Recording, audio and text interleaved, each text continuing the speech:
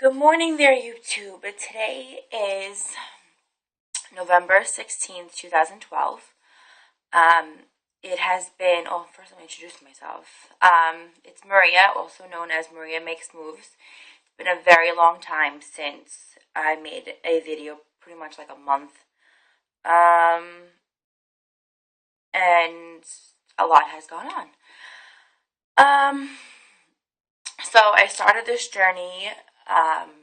October 1st was the start of my pre-op liquid diet, and I weighed in at 296. So that's where I started off. Sorry, it's not even 7 o'clock here in New York City, so. Okay, so I guess I'll go chronologically, and then we'll get to all the numbers and all the good stuff. Okay, so I had surgery on October 16th, so it's actually been 1 month since surgery, even though it's I believe the third day into my week 5. So it is week 5, but it's officially been 1 month. So I'm excited. I'm well underway into my new me, so I'm happy about that. So let me first talk about surgery. I was really calm the morning of surgery. Got there, it was probably 5:45, sometime around then. Got changed into my gown, did all my pre-testing, urine sample. They couldn't really draw any blood for me. That's always been an issue for me, so. Then they moved me from that room to a different room where I got to meet the entire team that was going to be in the operating room. I had the best anesthesiologist. She put my mind at ease. She was really, just really great, answering any question, really relatable. She made me feel very comfortable, which was ultimately because I was a little nervous about that. So yeah, I met my anesthesiologist. I met the surgical nurse. I met everyone else that was going to be there from the bariatric team besides my actual surgeon that I've been talking to this entire time. So I stayed in that room for a little bit. My mom was allowed to stay with me the entire time up until they walked me into the operating room, which is when I guess you can say that my heart was in my throat because I was freaking out on the way there.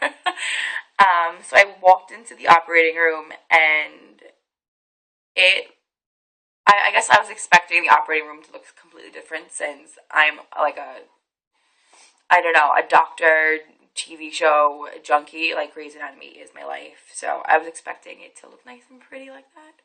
But the OR room looked like something, I don't even know, out of like a 1940s, I don't know, just didn't look up to date, so I was freaking out. Like the lights on top were really old fashioned. It just, I don't know, so that didn't help. Again, it didn't help that they couldn't find my veins to put the IV in, so I was, they strap you in, which doesn't help calm the nerve, so, but I understand why they do it, but, so, just laying there, strapped in, as they're poking me to find my IV, finally found the IV, and then last thing I remember is seeing those ugly looking lights, and then I woke up in the recovery room, and oddly enough, I didn't feel any pain whatsoever, like, no pain. I don't know how long I was out of it until I actually woke up post-surgery. But when I woke up, I really didn't have any pain. The worst pain I had was my throat because the anesthesia, they incubate you. So I had a really bad amount of throat pain. I remember my mouth was very dry, so they gave me these. It looked like little sponges on a stick, and the sponges had kind of what takes it like scope on them, so I can wet my mouth. So those were like heaven sent. Something so small like that. But really was heaven sent. It's been so long. I feel like I should have done this sooner. But trying to think what else. So yeah, I had a nurse that was with me the entire time in the room. Kind of, she let me daze in and out. I saw my mom. She came, but she wasn't allowed to stay in the room more than 15 minutes every 3 hours. I did have one slight. I mean, my surgery went well and everything was fine, but I did have one slight. It's not really a complication, but it's just something they were a little wary about.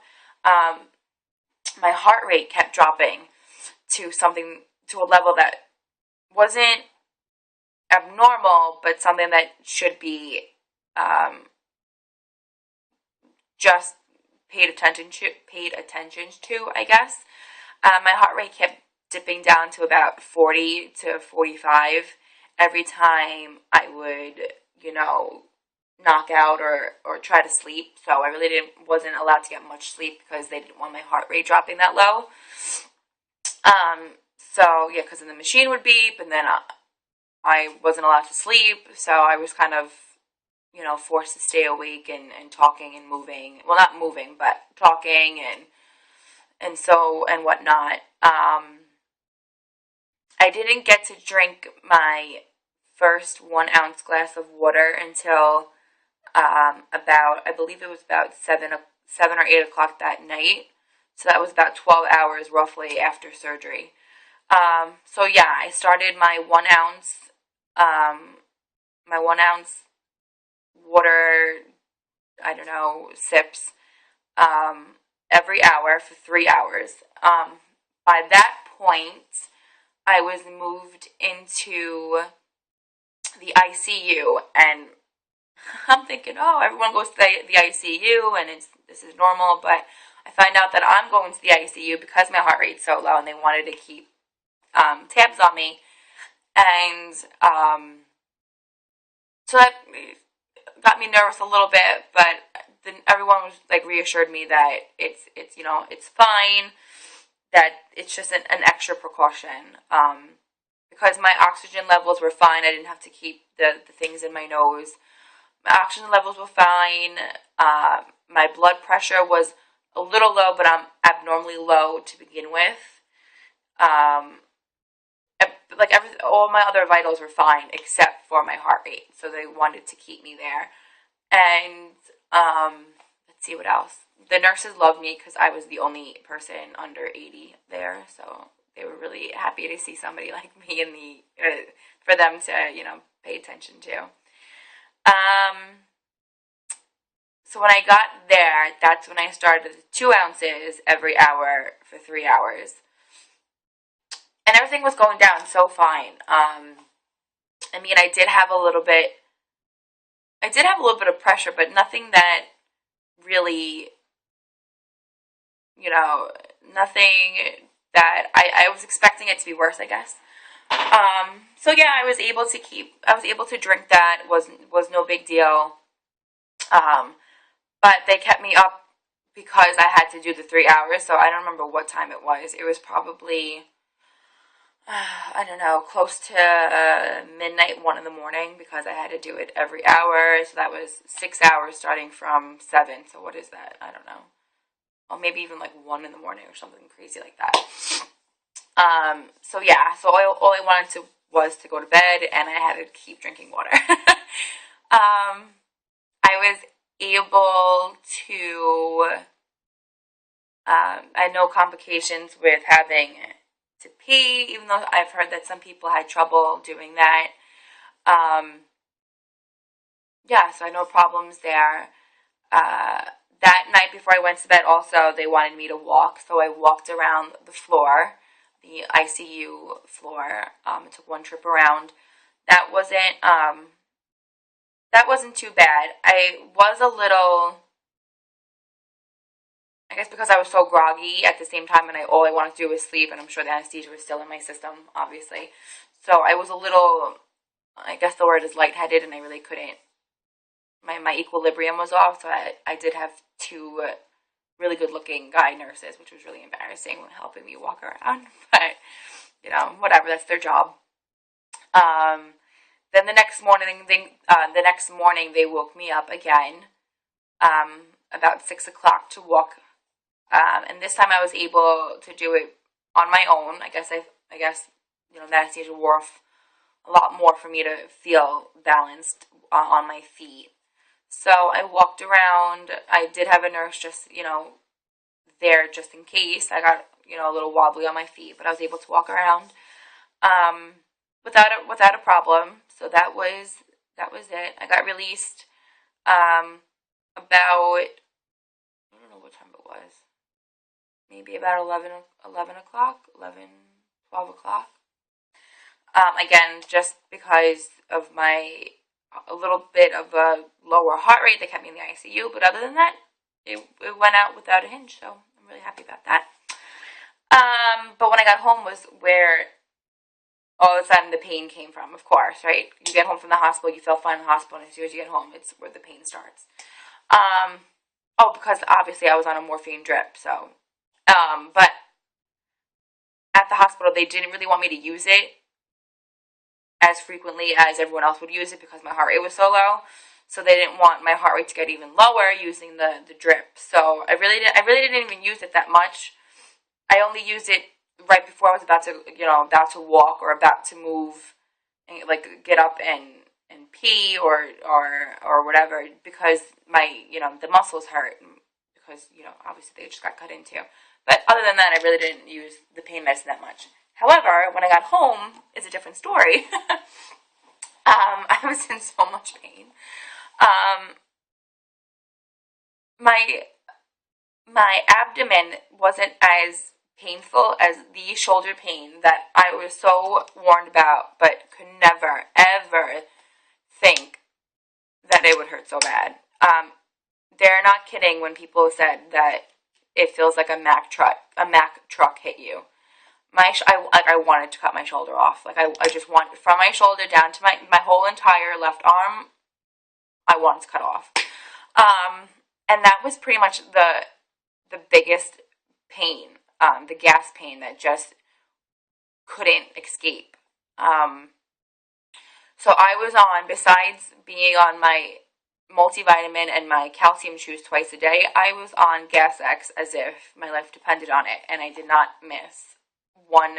I was like waiting that minute. I was like, that's it. I can take another one. Let's get this ball going because it hurts so bad. But yeah, so it was a really tough, I would say. And that pain lasted for about almost 2 weeks. So maybe about 11 to 12 days, I was in a lot of pain because of that thing, especially. Again, for those 2 weeks, I was on a pure liquid diet. So I was doing. I couldn't even stand the smell of the underage. Like it just wasn't happening. So my mom bought me the IsoPure, which was recommended to me by somebody in the community at the hospital where we have meetings.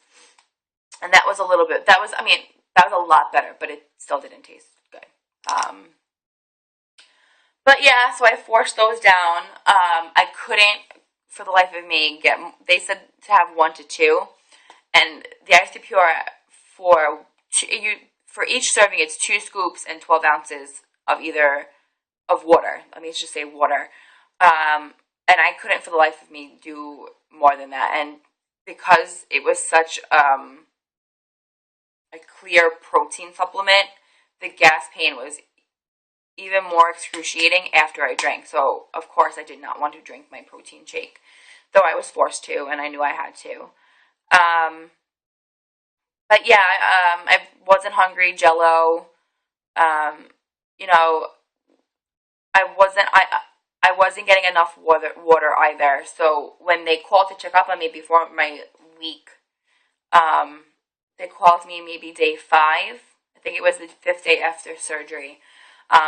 They called me from the office to make sure everything was doing okay, and if I had any questions. And they yelled at me because I was only getting about 20 ounces of fluid in a day, and the minimum was 32 ounces, preferably up to 40. So I kind of had to force myself to drink more water or broth or jello, and obviously my protein supplement. But my then I went to, sorry, because it's so much, and I have little notes here. But 1 week after surgery is when I went, oh my god, let me tell you about this upper GI thing I had to do. Okay, which like scarred me. I had to go for an upper GI test or whatever at the radiology place, and you know, they make you drink a barium drink, and then they take x-rays to see how quickly the stuff, the barium, is going through your band and making sure the placement of it is perfect and it's not slanted or in the wrong position, yada yada yada. So I'm thinking, all right, gotta drink a little bit, take some x-rays, not gonna be so bad. Let me tell you that they gave me one of those like those styrofoam coffee cups, and it was filled maybe 3/4 of the way, and I'm like, oh, I'm like, it's. They told me it tastes fun. It's like a milkshake. It's, you know, it's not like you're gonna throw up after you drink it or anything like that. And then I'm still sore and clearly really restricted after a week. So I'm thinking, okay, I'm gonna pick up this glass and start drinking when they tell me. I pick up that cup, and it felt like it was 20 pounds. That the barium is so thick and so heavy and so concentrated that it is. I was like, I'm never gonna be able to drink this. But the technician and the doctor was so understanding of what I was going through. He was like, you can curse me out if you want to, because I know how much this is hell for you. He's like, I understand, you hate me right now. It was really painful. First they gave you this little, it looks like a little shot glass, with water, and then they put these little, I don't know, they look like little, I don't know, little balls in them, and then they start to look like Alka-Seltzer, and you have to drink that really quick because it has to bloat you in order to make room for the x-rays and whatever, and then they force you to drink this barium drink as quickly as you can. Now, I couldn't even get 32 ounces of water in my system, let alone this cup of barium that was so heavy and thick. So I'm chugging it, because they're making me, and they're, you know, taking shots of me. And it was the worst pain I've ever felt with my arm at the same time, because now I have more gas in me, and I'm filling up more, and oh my god, it was so bad. I was on the table crying as I'm drinking. Yeah, it was terrible. But, you know, things you gotta do, right? So you just suck it up and you deal with it.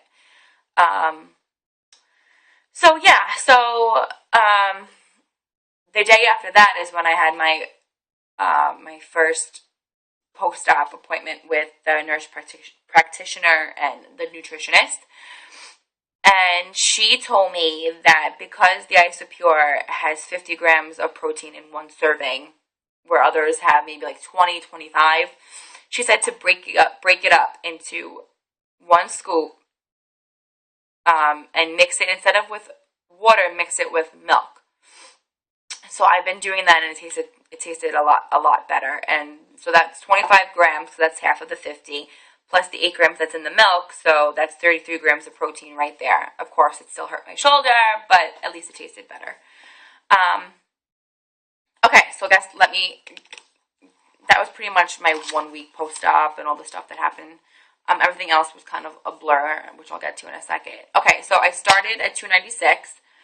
A week pre-op, so still on my liquid diet, I got to 288. So that was an 8-pound loss 1 week after just doing the Medifast shakes that I spoke about before. Right before surgery, I weighed myself that morning, the morning of October 16th, and I was actually 280. So I was really happy about that. So that was 16 pounds lost just from the pre-op Medifast shakes. Then the 1 week post-op after the barium upper GI thing that I went through, I was 273. So that was a 23-pound loss 1 week post-op from the very beginning. It was about a 7-pound since surgery. And then I really didn't pay attention to my weight after that, because The last, I would say, 20 days or so have just been a blur. I live on Staten Island, so I'm just starting to get really emotional now.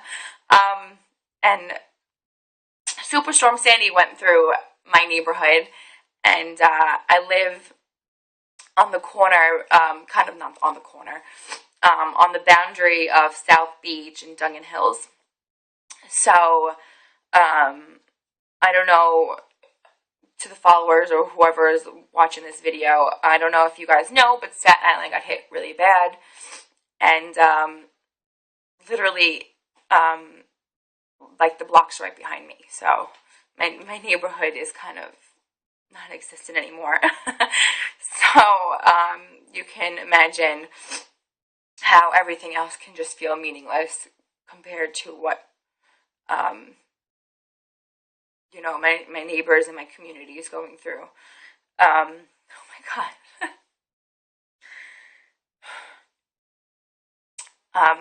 So yeah, so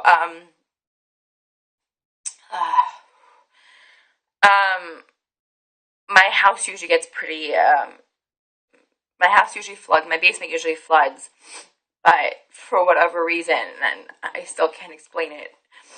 There's the grace of God and people watching over my family. No damage to my house, no loss of power, but you can imagine the survivor guilt I have.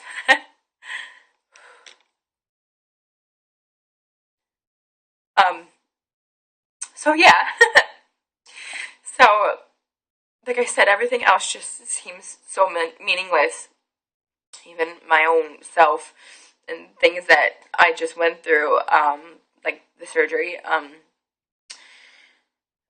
So really didn't focus on me too much these last 20 days or so. It was less than like 2 weeks post surgery that Sandy came through and just rearranged my whole entire island. From just every coast was just affected. The entire border of Staten Island all the way around. So yeah, so those I don't even know. Like, so week 2 and 3 post-op was entirely dedicated to doing whatever I can to help. Yeah, so I mean, I even went against the rules of picking up anything heavy. I mean, you know, like I said, I just threw everything out the window. I couldn't think of anything but what was going on. So yeah, so I spent the majority of week 2 and 3 dealing with the overwhelming emotion, everything from the guilt, like I mentioned, to anger and disbelief, and then on the flip side, the overwhelming amount of hope and people coming together and people from out of state and across the country coming. So it's been a lot of emotions, and you can clearly see I'm still very emotional about it, even though it's been about almost 3 weeks already. So yeah, everything just out the window these last couple of weeks. And it's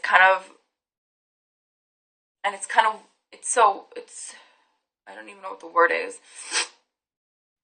It's so weird when you have to leave the island and you go to other parts of the boroughs. I go to school in Queens, so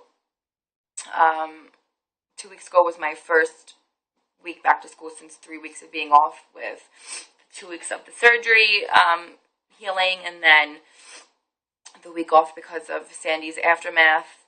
And so getting back into a routine not only felt wrong, because it's like, how can you move on when people down the block from you have nothing? But it's like day and night. So I completely understand, and I get when people don't understand what us Staten Islanders or people, like I said, the other parts of the boroughs that really did get damaged, like Breezy, the Rockaways and Breezy Point. So I get it, and I understand, and people look at me like I'm crazy for feeling the way I do, and even though it really didn't affect me directly, but yeah, so obviously still dealing with a lot of emotion from there, and still have a little bit of guilt about moving on and not being, down there doing whatever I can to help. Like a lot of my other friends are, but unfortunately reality sucks, and I had to get back to school, and midterms were this week, and all this other nonsense that just wasn't important to me anymore. But, you just kind of have to show up and deal with life. But I'm happy to say that through all of that, I really wasn't an emotional eater, which I thought I was going to resort to because I was just so overwhelmed, and I don't even want to compare that to what the people who really got affected by it. But I probably wasn't eating enough because I was just, out of the house and spending hours and hours on the shoreline in South Beach and Midland Beach and Newport Beach. Just like walking distance from my house. So it's so surreal.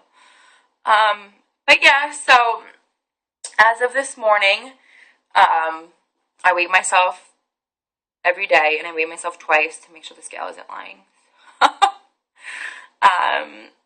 So week 5, this is the third day into week 5. I am 269. So that is a 27-pound loss overall from the very beginning. And that is a 11-pound loss since surgery, which is kind of not, I don't know what normal is, to be honest. Like I said, everything that I've learned and prepped for has just gone out of my head. But I imagine that most people within 5 weeks lose more than 11 pounds. So I joined the gym today.